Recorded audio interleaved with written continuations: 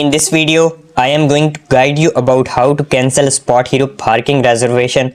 This will help you save time and ensure you get a refund if needed. Just follow these straightforward steps to get started. 1. Open the SpotHero app or visit the website. 2. Log into your account using your credentials.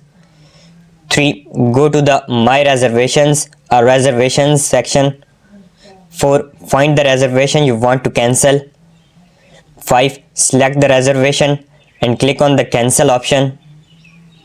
6. Review the cancellation details and confirm your choice. 7. Follow any on-screen prompts to finalize the cancellation. 8. Wait for a confirmation email or notification about the cancellation. 9. Check if any refund applies to your cancelled reservation.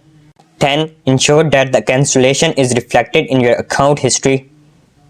Cancelling your SpotHero parking reservation is simple and ensures you can make changes easily when needed.